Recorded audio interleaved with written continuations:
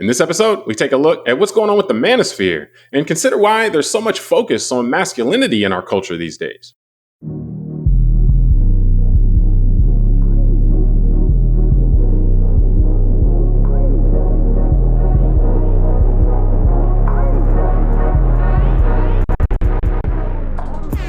Hello, welcome to a special crossover event with the Call Like I See It podcast and Disruption Now podcast.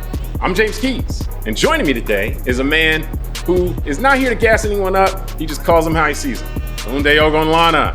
Tunde, are you ready to give the audience a reason to keep their heads up? Of course. Right. Another beautiful day in paradise. All right. Well, also joining us today is Mr. Disruption Now himself, a man who will be there for you, Rob Richardson. Rob, are you ready to show the people why you're all they need to get by? Hey, ready to disrupt. Let's make it happen, brother. All right. Let's go. Hold on. I recognize that reference, though. That's all I'm going to say. What? I recognize that Mary J reference. Oh, okay, cool. Hopefully you're not the only one. You dated us all. Before we get started, if you enjoy the show, I ask that you subscribe and like both the Call Like I See It podcast and also Disruption Now. And you can do that on YouTube or also your favorite podcast platform. Doing so really helps the shows out. We're recording on May 20th, 2025. And fellas, we've seen so much talk and hand-wringing about the so-called Manosphere, which you could think of as like a collection of communities and networks and so forth that create, consume, distribute content aimed at men and young boys. And a lot of it deals with masculinity and how to be a real man and alpha this and all these other things. And we've seen a lot of people talk about this, whether it may be harmful for young people or why it has become such a phenomenon. So really, to get us started, Rob, I wanted to ask you, why do you think generally there's this appetite and there's this focus of so much masculinity in our culture right now? Yeah, James, the focus on masculinity, and I think it's because, we are driven right now in our society to really figure out ways how we can get each other angry, right? And right, that's really that's the bottom line of this. Engagement, right? Engagement, right? So, when the powers that be, and now I'm talking about the social media spheres, when they wanted to figure out how they can maximize engagement. There was no thought about what that would do to us as a society in terms of how we communicate as people. But the bottom line is this: what it does, what the algorithm rewards, I will say, is the algorithm rewards certain types of engagement, right? So it's actually programming human behavior. It's programming our worst instincts. We've always had these instincts. We've always had battles in terms of what does masculinity mean. We've always had this tension. This is not new to society in terms of what we're talking about here. No, for sure. I mean, we live in a patriarchal society. Yeah, we do. We can't say that this is something that's totally out of the blue. It's not new. What is new is because we've been evolving from this point. So we've got to the point where, in our society right now, particularly Western society in general, it's leaning more towards a culture that is equal when it comes to women and men. And when things change like that, it often causes a reaction. We've seen the same thing happen with race, but I would argue that when it comes to men and women, I think this is the biggest kind of divide we have right now, because it's across every spectrum and it's a challenge across every type of demographic. So I think there is it's a natural instinct for us to have the patriarchal, like you said, lens. It's a natural bias for us to be this way. And so when someone engages with someone and they don't understand, first of all, that they're triggering your emotion. We've talked about this before. Like when you feel that trigger online, when you're angry, when you're mad, you're upset, a lot of these things are based in some parts of reality. The problem lies in that we go down these rabbit holes and it takes you to extremes. And then you get to the point where everything is just about, what it means to be a man is to make sure that women submit to you. What it means to be a man is that you have to be ultra aggressive. What it means to be a man is that there's no time for sensitivity, because that feels like there's an instincts about every man has that instinct. Like, yeah, they want to be the general. They want to be the alpha.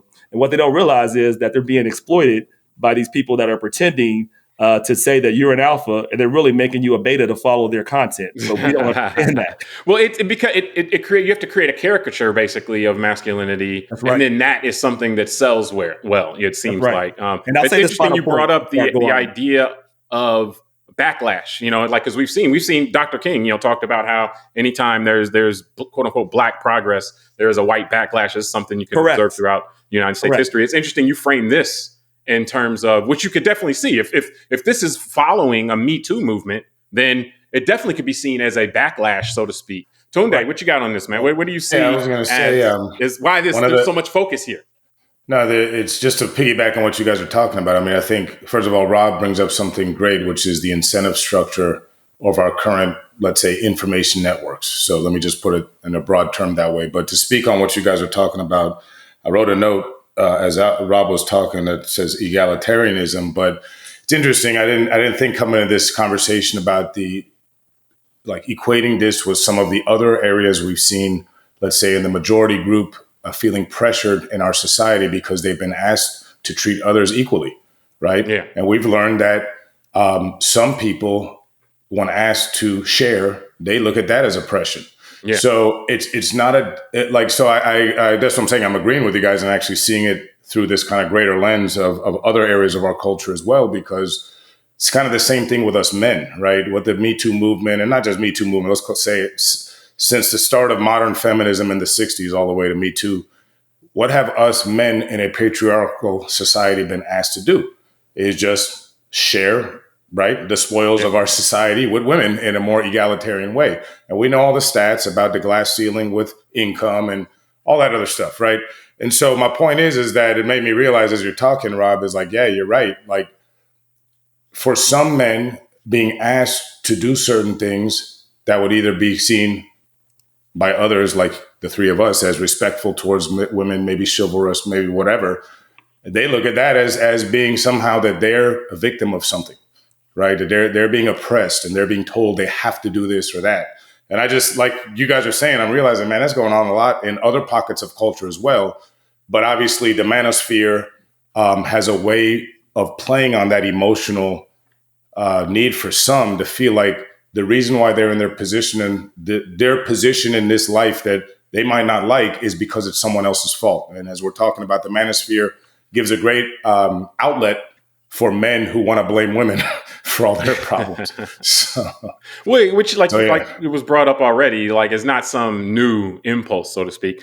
I'll tell you this, man. I think that this kind of goes back to the most basic imbalance that there is between men and women, which is that women have something that men would move mountains for, and men don't have anything that women not quite that much. Like that's cool, but it's like, there's endless comedian jokes I could throw in right here, but just men are, rabid about women, in general, so I mean, like certain religions, they'll make all the women cover themselves up because it's like, we cannot trust the men to like be productive if the women aren't completely covered up, and so like that basic imbalance, like I think men and societies for a long time have been trying to figure out how to deal with that, because you can't, if all the men all the time are just running around like we see it with and the comparison isn't intentional, but we see it with dogs. Like if there is a female in heat with dogs, the male dogs lose their mind, and they can't think about anything else.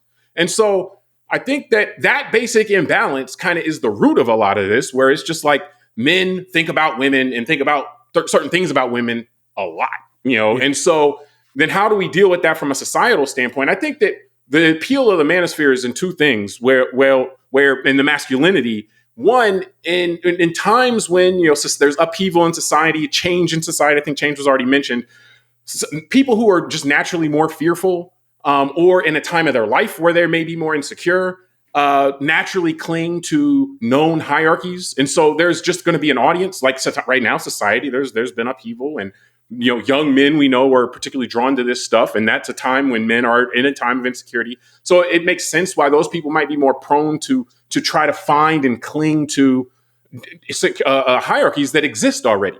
The other thing is that the manosphere, so to speak, and then this masculinity, this caricature of masculinity that we see being put forth is very reductive. And so it makes it very easy, so to speak, to navigate through life because everything is a black and white decision. There's no gray. Just like, oh, you're this, so that means I treat like this, and so forth. And so whereas, with once you have a more mature ability to navigate through life, then you can understand the grays and how certain things can interact and so forth. So I think It's a talk, and then obviously, what as you guys talked about, the information systems that promote these and that prey on these things. So I think it's a lot of that stuff as to why we're kind of seeing this focus on masculinity. But I mean, the backlash piece that kind of came up in the initial is a really good point in terms of why it might be coming to more of a head now.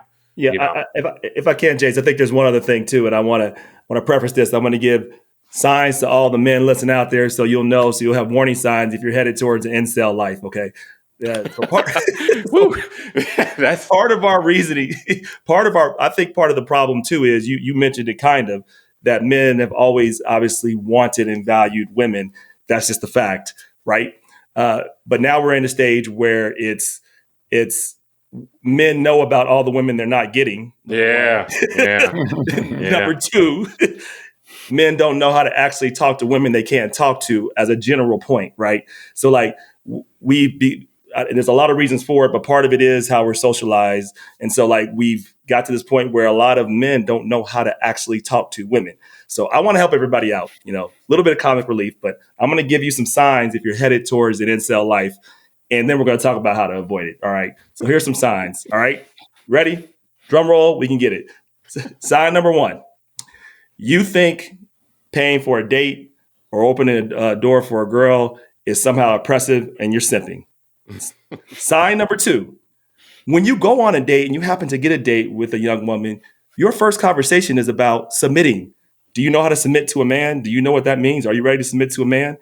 When you barely have a plan or have any resources, like your first conversation should not be about submitting to a woman. If you are talking about submitting to a woman all the time, you got issues. Number 3, if you keep talking about a high value man every single time and you listen to people being high value men, you might want to watch yourself. Number 4, if you spend more time online arguing about what it means to be a man and dating than actually trying to date, you might be headed towards an incel.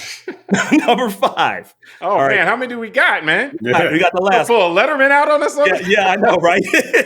Number 5, if you think replying to DMs saying, hey, is a way of flirting, you might want to get out and actually talk to people. Like, this is what I want people to understand. Like, these triggers, there's all these triggers you see, and they're baiting you into something. You need to get outside and get outside of this manosphere. There's a commonality in everything that you brought in. Yeah, I was going to say. Go, James. I want to go after. Yeah. So just real quick, the thing where online you're exposed to so many things, but you don't really interact with them. It kind of, that's what you're talking about there. Like, if you live in a town of 100,000 people, then and that's all you see. Then your expectation for women is going to be a little different, and you're going to be forced to go out and interact with people, which you're going to get good at talking to them and so forth. That's right. The goal isn't to tell somebody they got to submit. If you really know what you're doing, somebody will want to be on your team. Like they won't. You won't be like, hey, you got to be. It's like, no. I want to be down with that person. So there's a difference there. And then so if you don't interact with people enough to actually get a proficiency at it, or if you see all these people that are unattainable to you, not just unattainable from a status standpoint, but like geography, like somebody, I'm looking at all these women that live in LA, and I'm like, it's like, I can't talk to them, I can't see them in person, so it kind of creates this fantasy world. So Tunde, real quick, I know, because we'll kick it to the next part. I was going to say the same thing, that kind of the through line is you got to go outside and touch the grass. You got to go outside. And that's true, because and succeed and fail, by the way. Yeah, well, and I'm just going to say fail more than you succeed. That's a really important point, because all of us have shot our shot because we came from that age, and most of the time you failed, but you only need to succeed once. That's all I got to say. But it's about everything. It goes back to the other pockets of our culture where there has become more public tension due to the internet, right? Due to, like we're saying, people having things in front of them. And then what happens is they don't go out and actually interact with other people as much. And therefore they get the rabbit hole, right? The spiral down into this isolation. And that could be a religious, about people, how they feel about other religions, other, groups of tribalism. And this one is women, right? If men don't go out, like you're saying, and congregate, and like you said, when we were young, I mean, James, you said this on one of our discussions prior, like when we were in our early 20s, we had to go out and actually go to a club if we want to meet a woman. And we knew probably had to go talk to 10 different chicks if we wanted to get 2 or 3 phone numbers. And like you said, you have to shoot your shot. And, you learned also how to interact with people. You learned how to deal with rejection. You learned how to, what your style as a man was, if you wanted to be more aggressive and get rejected more often or not, all that kind of stuff. And what happens is the internet doesn't allow for any of that learning and that kind of malleability that's developed emotionally between, let's say, the late teens and early 20s in a man. And, I think that's it part just of it gives as well. a convenient alternative. That's what we came to before. It's just like, well, instead of like, because if you think about it, what you just said, instead of getting rejected, I'm going out, I'm planning to talk to 10 people and I'm hoping to get 2 right. Like that in your mind already. Think about the expectations. If expectations define your life experience, then you're right. If you get 4 numbers in that scenario, you're on top of the world. You're like, yo, this is the best night, but you still got rejected more than you got accepted. But it's like, this is the best day of the world, best day of my life. 4 numbers, and so like your expectations. Whereas if you don't do that, you might have 1 or 2 bad interactions and like, I'm done with this, type of thing. Exactly. And that's so, but I do want to keep us moving. The Manosphere in particular, and like the online piece, I know we kind of already been dealing with this, but just, like the way that it is, and you alluded to this a little bit, Rob, but I want to get deeper into it. Like the concerns people are raising about this, whether it be about the development of men in general, which we've kind of touched on, and then also like kind of male-female relationships. Are there any of the concerns that we've heard about that really stand out to you? You think that are particularly notable about kind of the challenges that the specific challenges that this is causing us and making us, having to deal with as a society?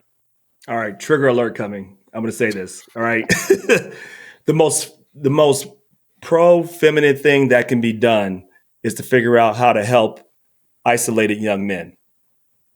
And why is that? Why do I say that? Because they are prone to be very dangerous when they're isolated, when they're frustrated, and when they don't know how to interact in society. And, I've talked to a lot of women and they're saying, well, they shouldn't feel entitled to go out with people. Yeah, all of that misses the point.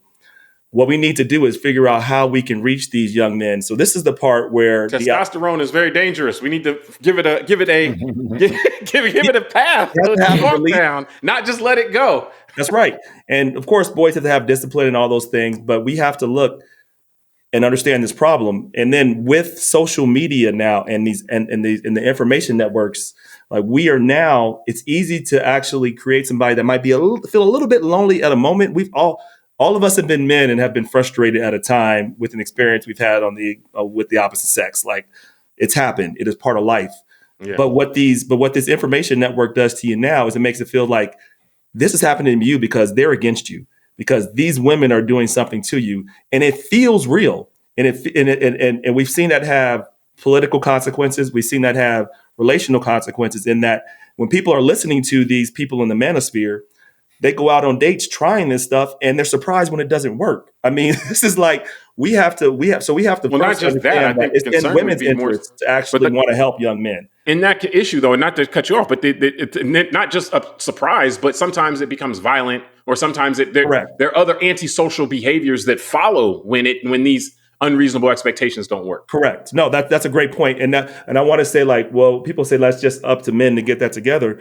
You can say that, but if we don't do this, we know there's tendencies towards violence. There's tendency towards women being less safe. So yes, and that is up to men have to help on that too. But I wanted to know it's also in women's interests very much to make sure that this happens. And this is why we have to partly get this together. And there needs to be some empathy.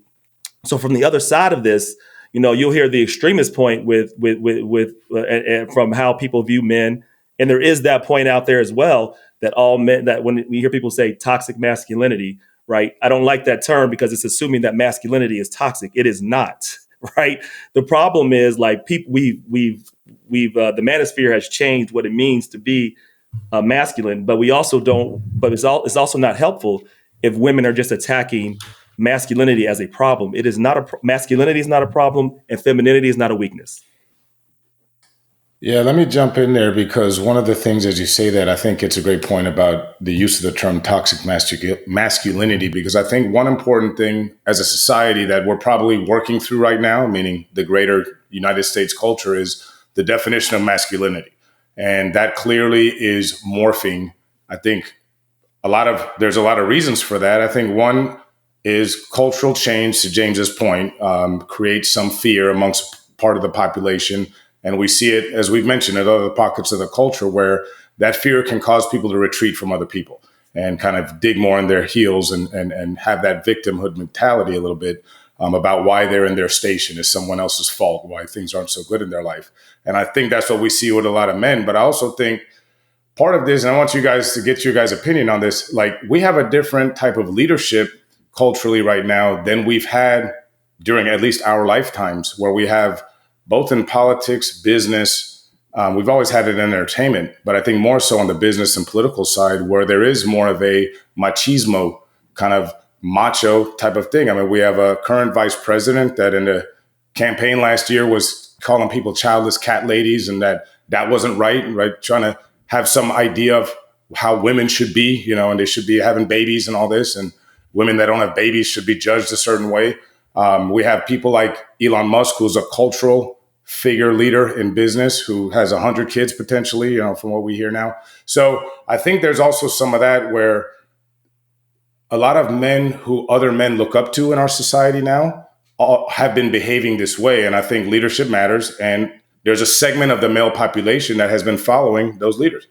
So, well, I mean, there's been like, if those people are in prominent places in society, then it also appears to be a positive association with behaving like that. That's what I'm saying. So if societies and I think actually where I would go with this, the reason I think we should all pay attention to this, we should all be paying attention to it. Like Rob said, it's a problem for women as well, but I think it's a problem for society overall. But the issue is that the manosphere and what we're talking about specifically here is the effort and the attempt to redefine manhood. And redefine what it is to be masculine. And I think a lot of this is kind of a reaction to the Me Too movement, which was very helpful on one hand, but at times got a little overboard, and so you're going to have this reaction. And so there's been people that have had a lot of success that have been that are very out front and open and kind of really on their sleeves a machismo, I think was a good way to put it, form of masculinity as the only form of masculine. Only way to be masculine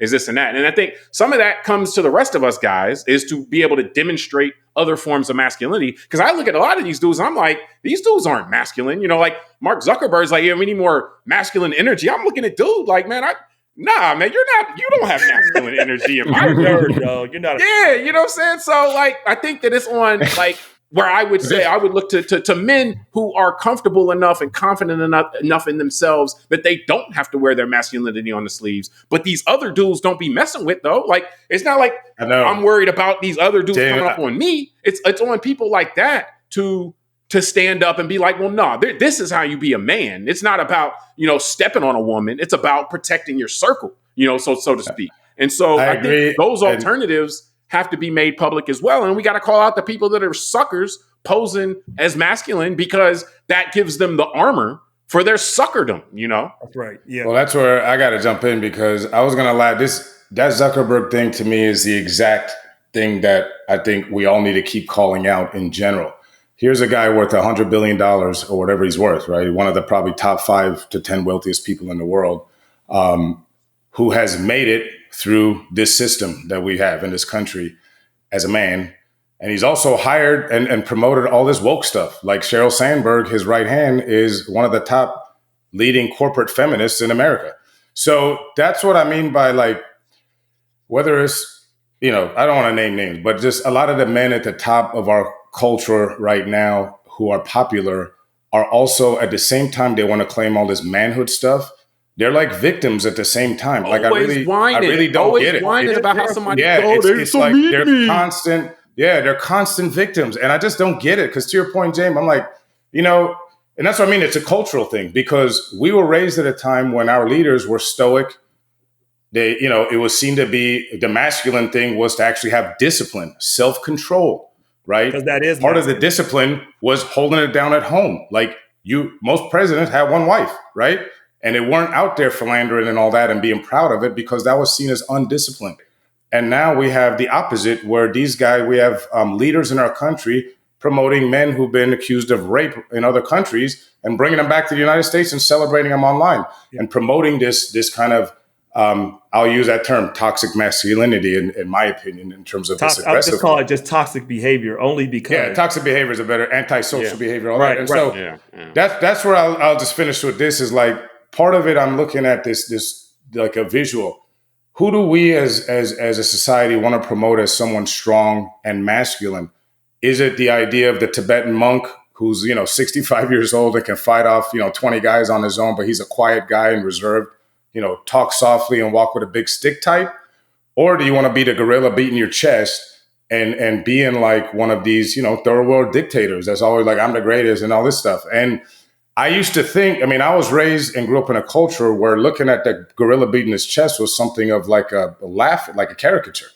And that the stoicism was the way to do it. And it's just like, I'm living through a cultural change. But the thing, just real quick, Rob, I'll get it. But the thing is that when things aren't, when times aren't that crazy, the guy beating his chest looks tough. But what we know is that when things get really tight, that's usually the guy that's running and hiding behind some woman.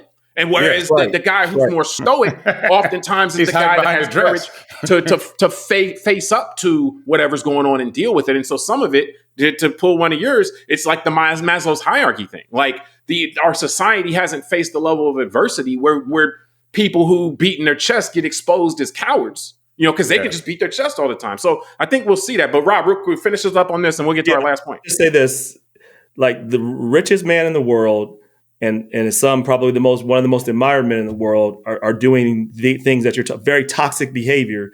It's got like 11 different baby mamas, is also a blatant racist, throwing up Nazi salutes. They're doing things like they think just speaking mean to people, degrading people, essentially being an asshole is what you're saying it equates That's to. That's the chest beating stuff. Yeah, it's the chest beating stuff, right? But you're right. Leadership both affects and infects the culture. And now we have algorithms that can amplify what we do times 10,000. So there's the creator of Nazism once said, you tell a lie once, it stays a lie. You tell it 1,000 times, it becomes the truth. Now with algorithms, you tell a lie once, you repeat it with the algorithms, it's 1,000,000 times, it becomes religion. And so somehow you can make up a narrative and people don't even see the other stuff that's done, and they only believe the narrative that's in front of them. And so what we have to do here, the counterbalance to that is we got to figure out how to make, masculinity. Well, I think you should save that. You should save that because my next question actually is, do you think this is ultimately a tech-driven issue, or is this a societal issue that we're seeing more so amplified because of tech, and is there a way, understanding which one of those or where we are on that spectrum, is there a way to kind of move society towards a more healthy place? Like, you're not going to solve anything overnight, but just to counterbalance this and move us in a better direction. Yeah. So the question is this in terms of what's happening with is this tech driven or is it society that we're seeing society driven or tech driven because of this? Tech driven, right? The answer is it's both. But what's different this time, and if I can give me a second, we've always had divides. We've always had divides politically. We've always had divides in terms of the role of women and men. But now we can't agree on basic facts when things happen. This is the new part, right? That sounds like you're saying it's tech driven. It definitely is. The new part is how tech is driving new kind of communities. It's keeping people connected. So, it used to be much harder for people to come together and just rally around a point. So now if I don't like a woman, suddenly I have a community of 100 other people that can go and harass her easily and coordinate. And I'm incentivized to do that, right? That is different, right? It used to tell me I'm right, by the way. Like, oh yeah, tell me I'm right. You down once. Yeah, man, you're the biggest victim ever. Right. And and here's the part that we have to understand. It feels real because the algorithms know us better than we know ourselves. So they know how to play into our emotions. They know how to play into our insecurities. So all right, Rob, stop, man. You're saying all this stuff. You're fence sitting. Tell me, is this tech driven or is this something that you think is just tech, like kind of we're seeing it because of tech? 100% tech driven right now. All right, there we go. Off the fence. That's what I'm talking about. I'll stand 10 toes on that. See it, man. It's 100% tech driven, and tech companies can't hide behind the fact, well, people want to do this. People want to do a lot of things that we create rules and environments to make sure that they can't do it. That's literally why we have laws and rules, and they have to do the same thing. That's how I view it. No, right? no, no. Yeah. So Tunde, what you got, man? What you got on this one? Well, I was going to say, Tech-driven. Rob is in one camp. Tech-driven or a societal, kind of phenomenon that we're just seeing because of tech. I'll say on my theme from today that this is one of several areas of our culture and our lives that that we've all noticed have changed. So I would say it is part of our humanity, but the current conflict and feeling of uneasiness has been tech driven. And so, all right, there we go. I would say this, and this is, Rob brings up a good point about this is the whole purpose of why we have laws, right? Like, I'd like to drink half a bottle of bourbon and go try and drive my car down the street. I mean, that seems like it'll be fun. But there's laws that say I shouldn't do that. And if I do it and I get pulled over by a police officer, they're probably going to take me to jail, right? So that begs the question as if we see a new, agent, for lack of a better word, entered into society, a new thing, and that causes societal disruption to the way we've seen it. A lot of people are paying, and like Rob said, people getting harassed online, and it has a real life consequences, all this. Then is there a role for government to come in and regulate this space with any new laws? I'm not saying yes or no. I'm saying that's a question that we should be asking ourselves. That's something we need to figure out, that's for sure. Because, I think it's tech-driven too. And here, what I'll say is that we recall, remember we did the documentary years ago, the social dilemma. And one of the things they said that social media, particularly the algorithmic part of it, the curation, can do is create imperceptible changes in behavior. So it can change your behavior without you realizing that it's changing your behavior. So I think that's what we're seeing here. The insecurities, the fear, all of that stuff is real. That's real human emotion. That stuff is playing out in people's lives. But people have always been insecure. People have always, none of these impulses that we're seeing are new. They may be exacerbated because of access that tech may provide, but they're not new. But what is new is the ability, not just for you to access this stuff, but for this stuff to change you in ways that you're not even observing. And I think that's where we can really see the effect of this redefining, or I would say this. Your definition of masculinity can be a puff your chest out kind of guy. And it also can be a guy who's disciplined, who's strong, and who doesn't wilt under pressure. But one of those definitions basically is taking predominance over the other, And so that effect, I think, is a tech-driven thing. And so, the issue reminds me of fake news in a sense. And we've even done a podcast with Rob before talking about, is fake news supply driven or demand driven? And ultimately it seems like it's supply driven because there are ways in which the algorithm knows how to play on us. You talked earlier about, a lie being told once, versus a lie being told 100 times. Well, we know what that is. That's called the mere exposure effect. That's a cognitive bias. We also know of confirmation bias. So once you show somebody something enough, then they start believing it's true. And then once they believe it's true, that's all they see, and anything else they disregard. So we all already know how our minds can be moved from normalcy to fringe places, and we all have the tools to do it. And not just that, it is profitable for some people to do it. So I think it's a tech-driven issue.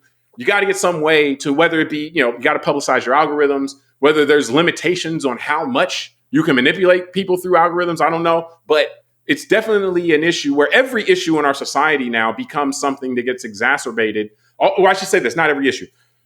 These things are based on normal human emotions, raw human emotions, but then the tech issue allows that stuff to become greater issues than it otherwise would be. If it's a whole hum issue versus if it's something that becomes life or death to people, or violence just coming out of it and so forth. Yep. And the reason why we see the example of the larger beating your chest machismo thing is tech driven. Some of the owners of the platforms we talked about actually want to push that. And I think the reason it also makes them more money. That's what I was going to say. It's more engaging. It's an easy way to make money. I think there's a lot. I argue there's a lot of ways they could probably make money, but the algorithm and what they found is this audience in this way and focusing on this method of human behavior gets us the maximum return with the least amount of effort. So we're going to keep doing it. That's what I think. Yeah. Well, and this is my concern actually that you guys are speaking to, which is we now have crossed, I don't want to say we crossed the Rubicon and being all dramatic, but we have crossed, I think, a line where those in power right now, both corporate and political, benefit from a lot of this what I would consider fire hose of falsehoods type of disinformation. So that's where I'm concerned that this will continue because those who are currently in power benefit from this type of disruptive narratives in society, keeping everyone at the bottom a little bit off kilter. So we're all, doing what we're talking about. Not me, not the three of us, but people out there are fighting each other online and not able to really see, who is causing some of the misery, which is the people at the top allowing this type of discourse to continue to take place. No, for sure. I mean, I think that there are other benefactors, basically, other people who benefit from the idea that you have this divided society, that everybody's at each other's throats, that when people are at each other's throats, when there seems like there's a lot of conflict, that creates an environment where more people turn to like that strong man type of leader, because it's like, oh, just save me from all these people that hate me and so forth. So there are people who would benefit from it, who would help push things in that direction. And so, I mean, but that again, that's not new, but what is new is the ability to to really fundamentally change people and how they perceive things and how they think about things without them realizing that you're doing it. And I think that to me is the underlying piece that we just can't escape here. And so getting a handle on it will always come down to the ability to deal with that. So, but before we wrap up, Rob, Rob Tunde, any specific thoughts, or anything else as far as like how we can get better? How can we can even point the arrow in a direction that's better than where we are now? Well, on a large scale, we can't do that much about policy at the tech level. That's going to take a lot of effort, but we at least need to be aware of what's happening and people understand that they are being manipulated and that we can do something about it if we choose to do so. So the first thing we got to do is awareness that of what's happening, and awareness that we do have power, and we can't hold those in power responsible for making sure we create policies. But until that time, we have to individually take responsibility. Talk to our boys about how to communicate. Make sure they get off the phone. Make sure that we are not allowing that to be a default just to take up time. We have to do these things to be more intentional. We have to teach them how to have communication. We have to teach them that it's okay to get shot down and for a girl not to like you. Teach them how to deal with resilience. Teach them how to feel and understand and how to actually create relationships, and encourage them to be sensitive and not listen to what others tell you masculinity is. Like, most of that is noise. Most of that is for entertainment. It is not, even if it feels real, it's not money off of you. Real is what's in front of you. Yeah. And I think that's really like the tech issue, like you said, is going to take time. But there are issues within to address the vulnerabilities that the tech issue is taking advantage of. I think is something that we have to pay attention to. And so, yes, those things like giving people something else to feel good about, and that is how you increase, how men perceive their world around them, and whether that's sports, whether that's just other competitions, things like that. Like, that's stuff we need, that's stuff we need. You need to win some, you need to lose some. You understand losing is not the end of the world and so forth. And so, building more well-rounded people, I think, can be done even in the presence of a tech monster that's trying to destroy us all, so to speak. Tunde, last thoughts before we wrap it up. Let me come in and derail this kumbaya happy time. You're going to be the voice of pessimism today? This you're bullshit. Usually glass half full, man. No, we're glass half empty today. Man. You guys are too happy and all this. Well, we're just focused on what we can control. That's all that is. No, because you can't control any of that. That's my concern. Man. Here's my concern. I think the internet is going to become like other things. I mean, it already has, in my opinion. And what I'm thinking of is our food in the United States. Because, Rob, I appreciate your optimism about we all should be talking to our boys and all, because I agree with you. We all should. Just like I believe we all should eat healthy and not have, Lay's potato chips at midnight, right? Like, my point is that we are in the United States. We're in a culture that is, the whole history of America has been a very individualistic culture. But right now, it's a little bit on that hyper steroids, overdrive, that mentality. And this idea, Rob, what it would take to do what I wish, what I would hope happens, what you said would be an idea of collectivism, right? That we need to help young men starting at a certain age, probably middle school, all that learning. So we're in a country that is basically just erased its Department of Education, right? Meaning this idea of investing in the future and young people. doesn't seem to be something at the top of the mind of the nation or on states. The other I thought of is, so that goes to my point about where we're putting our national treasure and kind of our interest in the future. It doesn't appear to be in young men in that way. Second, I even had an idea of something like national service, like they do in Switzerland and Israel. After high school, that's something to give some people something to feel good about themselves. Correct. Yeah. Think about how many young men between the ages of 18 and 26 are sitting around cities in the U.S. doing nothing, right? Getting in trouble, messing around. What if they were in the military, got some discipline, got to go see the world, were in the Navy and the Army, all that, going to Germany, build Japan. Some stuff, Yeah, build some stuff and build their self-esteem, build discipline, right? But who's calling for that right now? Because no one is, right? Those woke, I'm just thinking about crazy woke people. Not even them, no. Yeah, well, I forgot. It was those woke people. Yeah, they had too much DEI. Right? Any idea you don't like, that's all you got to call it. And so the idea is well, and what I'm saying is the reason why I thought about food is, and we've done this discussion before. We go to other countries, the food's regulated different, right? Yeah. When you go to China, they regulate their social media different of how their young people deal with it. And the last I'll say is, one of the sad things in the last decade that I think is a symptom of the way social media is allowed to behave in the United States. I've never heard this in any society in human history. Children committing suicide. And I use the word children on purpose. I'm not saying young people. I've heard of kids as young as 9 years old in the United States committing suicide in the last decade because of harassment online, bullying, and all that. I've never read anywhere in human history kids that age committing suicide, even when we had kids going into coal mines. Yeah. So there's something going on here that's not right.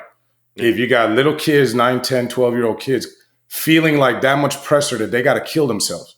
When we've had all this history of kids, child labor, all this bad stuff that kids went through, and we never heard of kids. If you go back through history, there's a lot of negative stuff. But that's what I'm saying. That's definitely something wrong culturally, But ultimately, cultural evolution can happen much faster, as we were talking about the other day, much faster than biological evolution. So it's something that is changeable. But I agree with you that the priorities right now, the people in leadership right now, this doesn't seem to be the direction we're heading down. But it may be one of those things that it just has to get worse for people to reprioritize. And it will. What they want in leadership. So my concern, James, is that as it gets worse, new generations will think that's normal. Like, think about this, and we talk about other cultures.